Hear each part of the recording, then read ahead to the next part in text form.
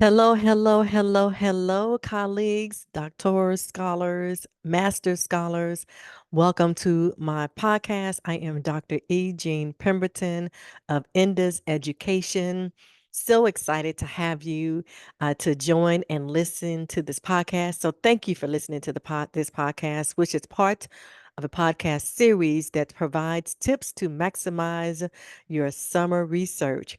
In this podcast, I plan to dive into one of the most critical and sometimes overwhelming parts of the dissertation journey, or if you're working on your master thesis.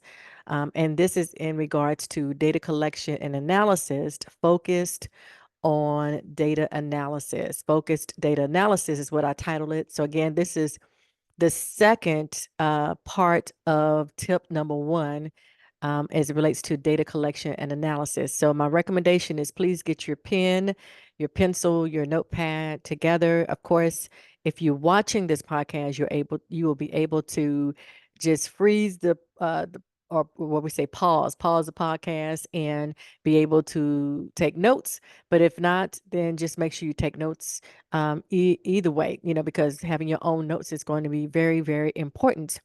Okay, so now again, the reason why I wanted to do this podcast, especially at the beginning of the summer, and maybe this will be helpful for you, maybe not this summer where I'm recording, but perhaps prepare you for the upcoming summer next year if you're in the middle section or the beginning of your program and you have not yet gone into the part of doing your research. Okay, but if you're at the position of your research, then hopefully you are a little bit ahead of the game, and this will be the podcast that will help you maybe bridge some gaps or answer some questions that you may have as a person who is doing your research.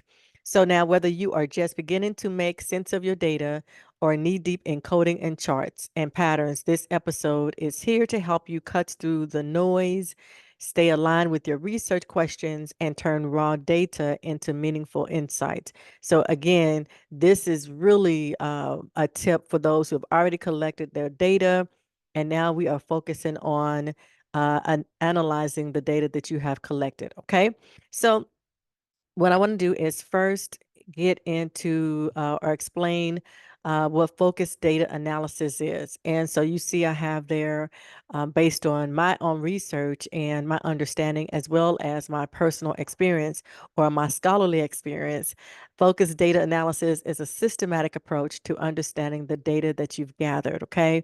So whether you've gathered your data through surveys, interviewing, you have focused groups. However, so focused data analysis, again, is a systematic approach to understanding the data that you've gathered. Okay.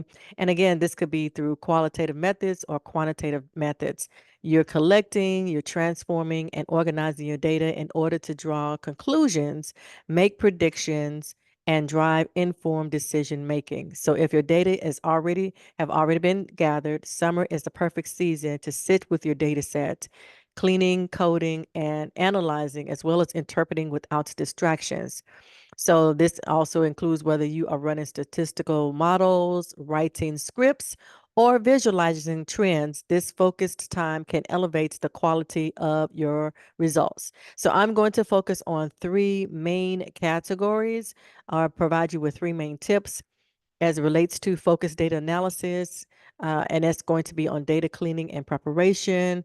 I'm going to share a little bit about performing robust data analysis and some other things, other processes related to what that looks like, as well as interpreting your results. Now, before I get started into discussing my three tips, I want to talk a little bit about basic types of data analytics. Okay. And basically, there are four. There's research and scholars that have expanded the four, but typically on a traditional in a traditional process of data analytics, you're going to have these four that I've listed. So the basic types of data analytics, and let me say say the word correctly. The first one is predictive, and predictive means that you're forecasting like what will happen. Oftentimes you will see predictive analytics happening with a weatherman or weatherwoman, a person who's predicting the weather.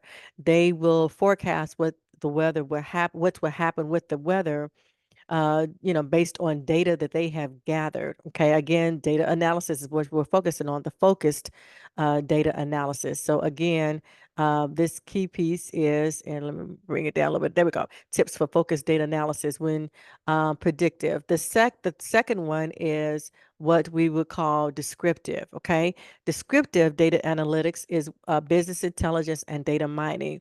So the question that you're going to ask and answer is what happened. Okay. The question that you're going to ask with descriptive analytics is what's happened, and ask and answer. Okay. The third type of data analytics is prescriptive. Prescriptive is optimization and simulation. So the question you're going to ask is how will it happen? How will it happen? That's the question you're asking, and the answers that you want to bring forth is the question of what you want to bring forth is how will it happen? How will it happen? And the fourth type of data analytics is diagnostic analytics, which is the reasons for the patterns. Why did it happen? Okay, so the reasons for the patterns. And in my write-up, which I will have available for you on my website, I go into a little bit more of details and discussions on the basic types of data analytics. But if you haven't considered what data analytics is and have moved in that direction, you definitely want to think about one of the four, two of the four. You don't want to try to respond to all four of them at the same time, but you definitely want to put this into mind as you prepare to analyze your data. Okay.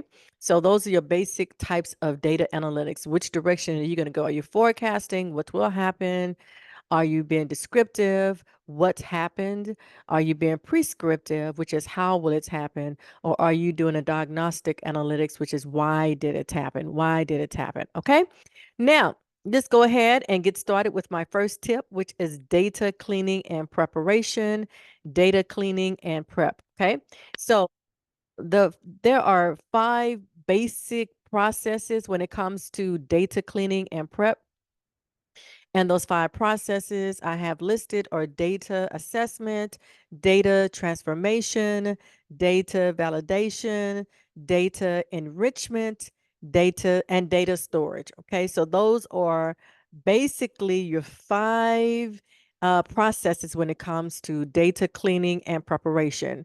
So let me provide a little bit of an explanation or background as it relates to each one to help you along the way. First of all, data cleaning and prep is the crucial process of preparing raw data for analysis by removing inconsistencies, errors, and irrelevant information. Because as you are gathering your data, just for instance, say for instance, if you're out there mining, let's just say you're looking for gold in sand, right?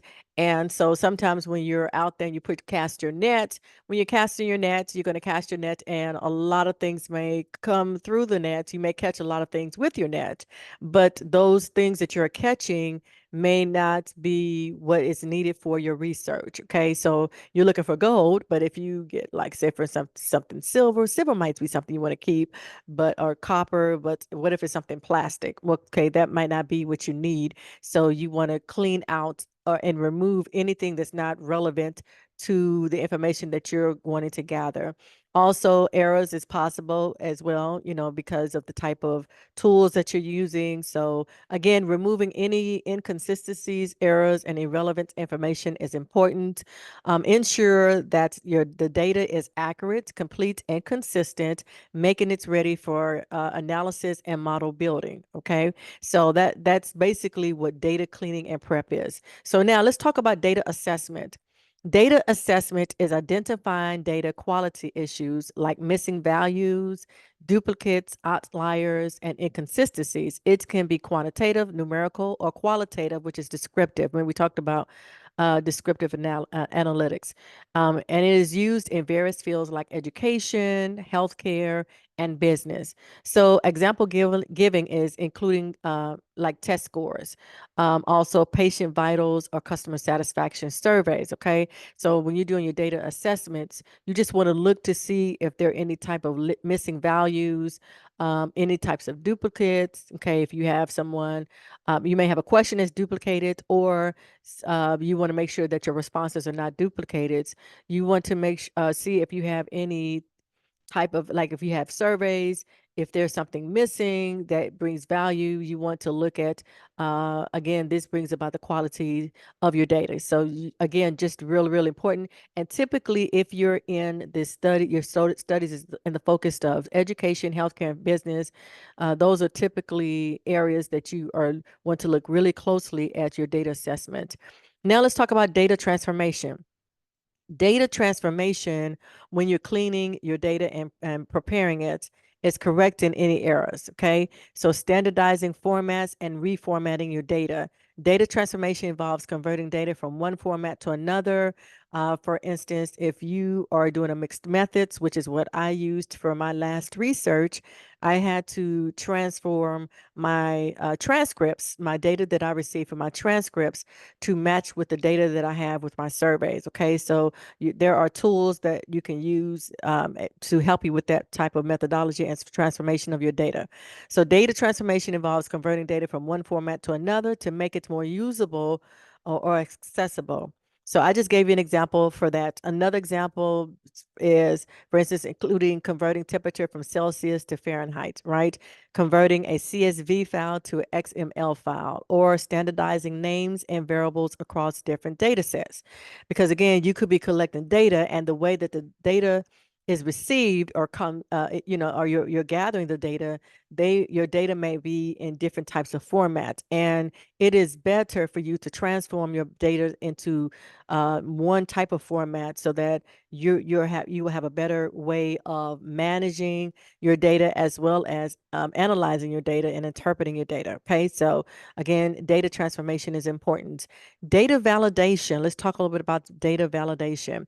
Data validation is ensuring data accuracy and consistency by comparing it against known values or rules. Okay, so data validation examples include ensuring email addresses follow a standard format, checking if numerical data falls within a specific range, and verifying that mandatory fields in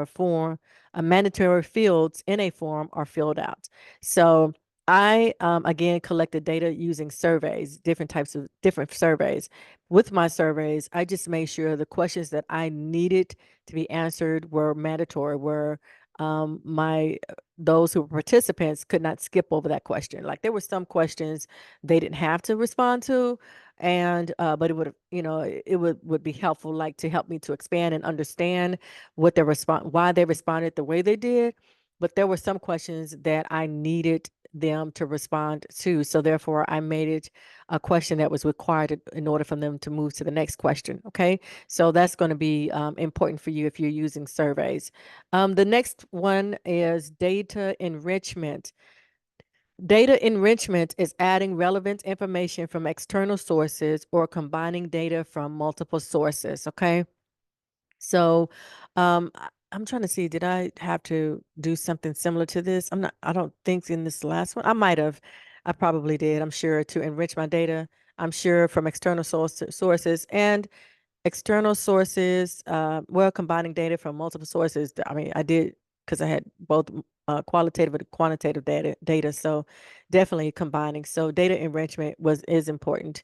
So I had to pause and think about that. So yes, so data enrichment is part of the process when you're adding relevant information from external sources. So for me, I used surveys, but I also interviewed some of my participants if they agreed to be interviewed. And so I was able to combine my surveys with those interviews in order to enrich my data. So yes, I did do that. I had to rethink that. And then the last one in this category of data cleaning and prep is data storage. Storing the clean and prepared data securely and efficiently. Listen, is important, and have a backup storage plan. Okay, that's going to be so important. Clouds are now available, so that's wonderful if you have a cloud. Typically at your universities, They have a system set up where you can collect your data electronically, store it on a cloud. I do recommend a cloud. I would say also, if you have a personal cloud that you can get, you want to have not just your data stored on the university's cloud, but a personal cloud as well. Just the key thing is safety, security, right? Security is, with the information. So depending on what you're gathering, and again, we're talking about primary sources, which is what I spoke of in a different video. If you are interviewing individuals and hopefully you're giving them a code so that you're not using their names. You just want to make sure that the data that you're storing is in a safe, secure place so that you can be respectful and responsible with that information, but always have a backup plan. So I would not put all of your data into one storage, one cloud location, and then something happens and you lose access to that. Okay, so just a real story about my experience. When I first began the process of my dissertation status, I had a wonderful chair, and so I was partnering with her on the collecting the information, my notes. So we were using her account to, store the information. Unfortunately, she passed away, and so everything was in her system. So it was very traumatic for me, and I was not proactive. And I had some things backed up, but everything wasn't. And I was graced with the university because they did remove access to her account, but the program chair actually gave me an opportunity to be able to. She was able to capture that information, and I was able to get that information. But it was just it was a traumatizing situation for me just when that happened. So I didn't do my due diligence and being proactive in getting my information.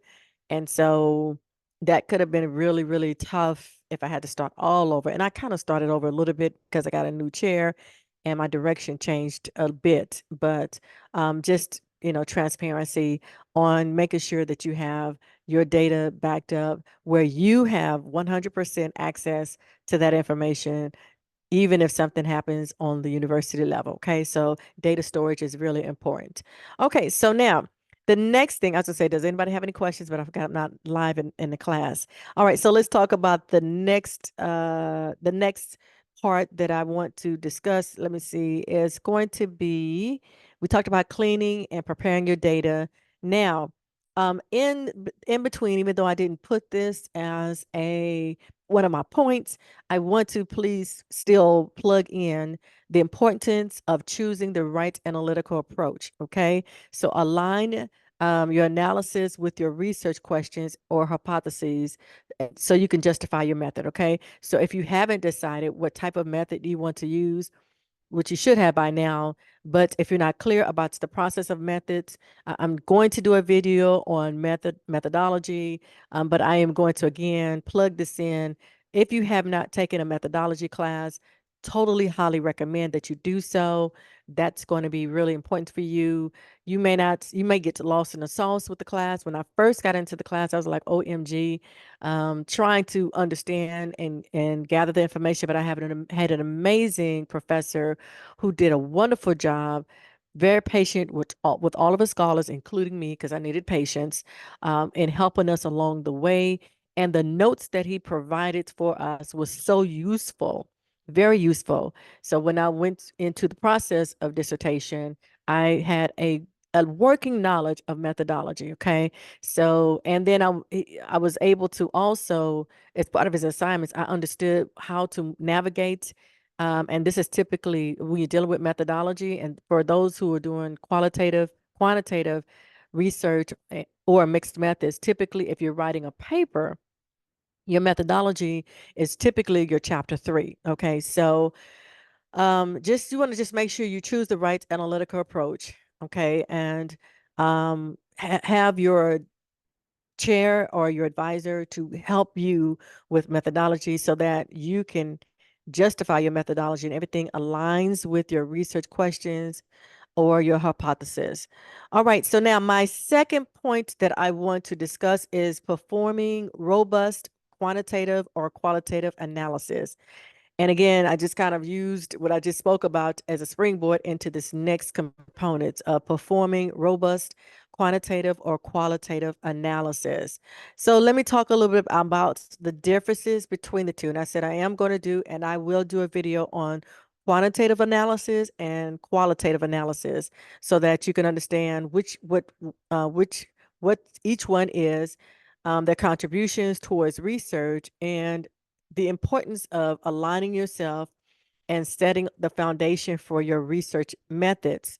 Because if you don't have that set up, your foundation set up based on your methodology, it's going to be just very difficult for you to have a quality outcome with your paper. Okay, so now quantitative analysis, in summary, is descriptive statistics, a summary of key variables to summarize your data landscape.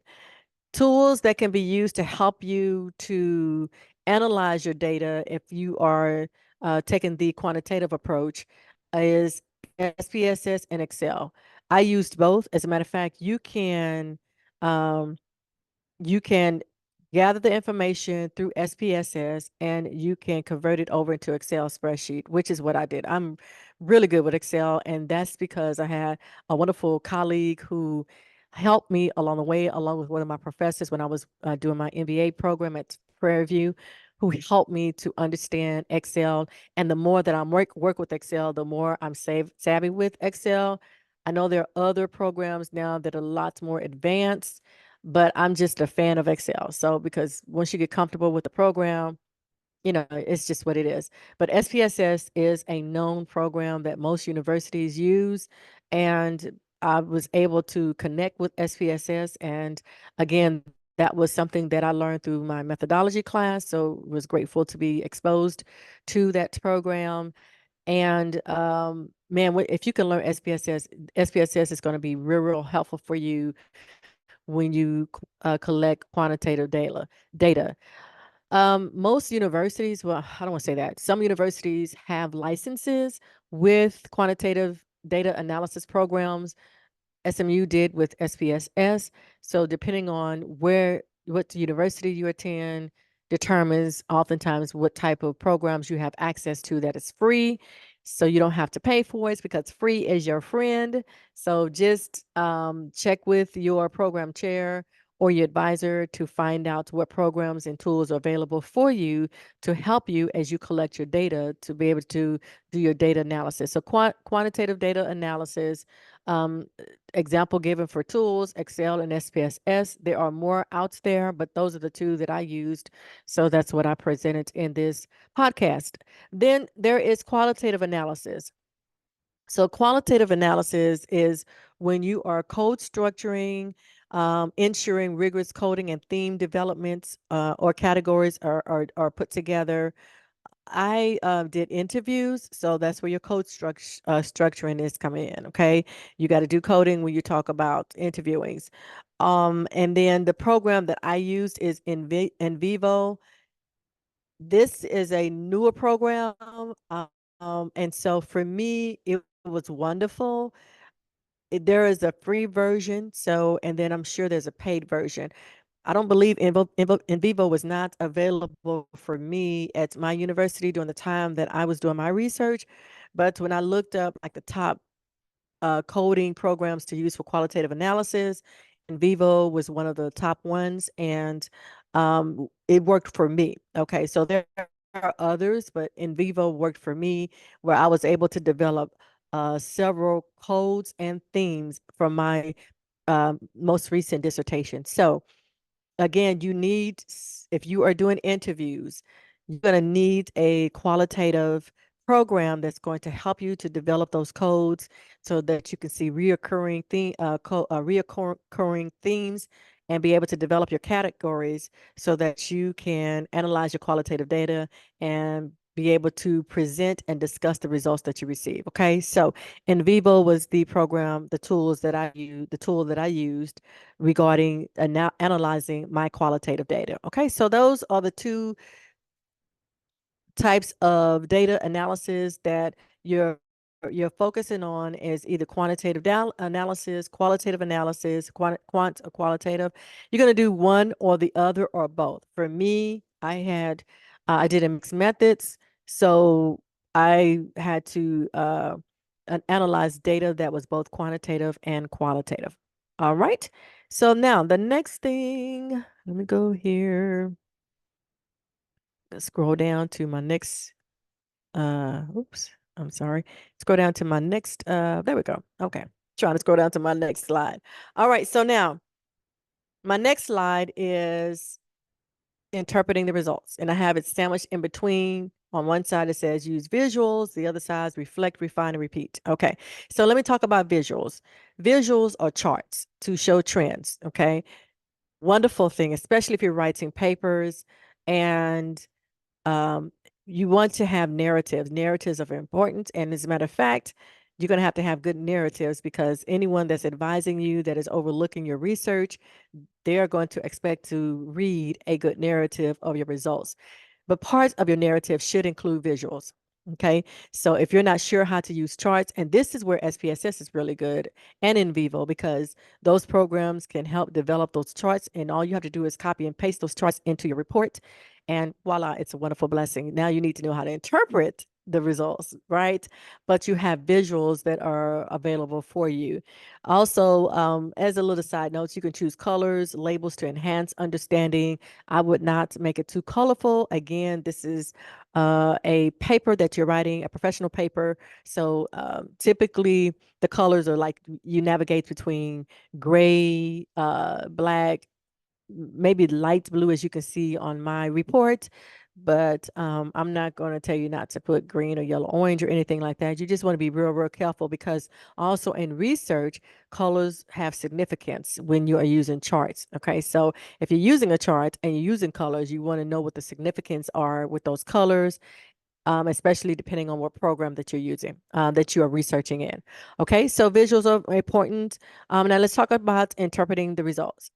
Link results back to your theoretical framework. Okay. Now, again, you should have a theoretical framework. As a matter of fact, before you get to this point, of your research process, you should already be in a place where you have a theoretical framework and you're able to explain your theoretical framework. If you're not sure about what's theoretical framework is, I have a couple of books that I'm going to show at the end of this podcast, but definitely you should already have that, your theoretical framework, and ran it by your professor, your advisor, your program chair, your department chair, your committee chair, whomever you're reporting to, so that they are in agreement with your framework because you're able to defend your theoretical framework and discuss how you are building your research upon that theoretical framework.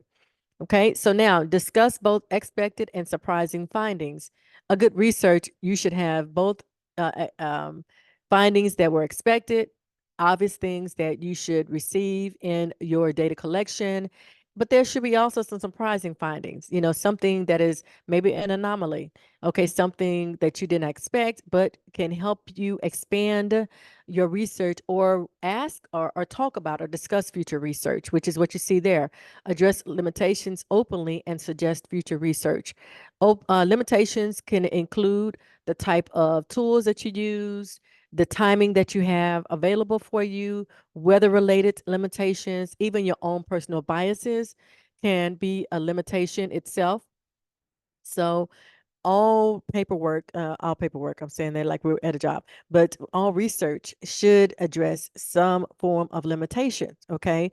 Openly and transparency, full transparency, so that you can suggest further research, future research. Also, this helps you to continue to further your research and add upon the researches you've already done. That is what I'm in the process of doing right now, is continuing to further my own research that I recently submitted for my dissertation, along with researching in other areas and categories as well. So definitely address limitations openly when you're interpreting your results of your data to suggest future research. The last component, which is not necessarily a tip, but also just a reminder of the importance, especially when you are uh, Focusing on your data analysis is reflect on your data, refine it, and repeat. Revisit your models and codes, track changes, use advisors and peer feedback to make sure that your results of your interpretation of the results make sense, that you're going in headed in the right direction, that the information that you're discussing from your results makes sense, right? And contributes to the body of knowledge. Because at the end of the day, that's what this is all about. You are doing your research, you're reading, you're writing, you're researching, you're collecting data. All of this is for the point of contributing to the body of knowledge. Okay. So again, if there are changes, track the changes, see where the changes are. Why do you have changes? Revisit your models and your codes to see if your process is consistent, and that if someone else followed your patterns, would they receive the same type of results, or will there be something different? And if there's something different, what what does that look like, and why? Are there differences in your approach? Or while the outcomes difference and your approach is the same. Okay. So, but that's going to be important. Again, use your advisor, use your advisor, use your advisor. Peer feedback. I don't see a lot of people taking advantage of peer feedback, and it could just be because of timing. For me, if I could have done it, well, let me say this. I didn't do a lot of peer feedback, just it was timing on my end and not knowing how to approach other peers. And peers could be already those who have received their master's degree, if you're working on a master's thesis or a doctoral degree. We probably need to do a better job in our community of academia as creating those type of support groups, so that individuals who are in the programs of a master's programs or doctoral programs do not feel so isolated and alone, and they can have the type of support that they need to be able to have a successful project finished or paper finished. And so peer feedback is important. So something that I'm going to work towards, but there are people out there that I'm sure would love to give you their advice. Just make sure that you're mindful that everybody's time is precious, so that if you are going to approach them and ask them for feedback, that you have, set aside time, that you're ready to take notes and to receive information that they are going to provide to you as it relates to their feedback. Okay. So again, in summary, let's just talk about, before I go back to that, let me go back to the very, very top. Data cleaning and preparation. We talked about that. Let me see, make sure I didn't miss anything. Perform robust data analysis and interpret the results. Okay. Yep. And one more thing that I want to make sure is when I shared with you, let me go back to this third one: repeat, refine, and reflect. Make sure when you revisit your models, just look at what didn't work. If you revisit your models and your codes and you don't receive the same type of results, and so and you also might need to refine your process. And again, I did emphasize the importance of advisor feedback. And then the last thing is transitioning from analysis to writing your results and discussion chapters. That's the next part I'm going to talk about.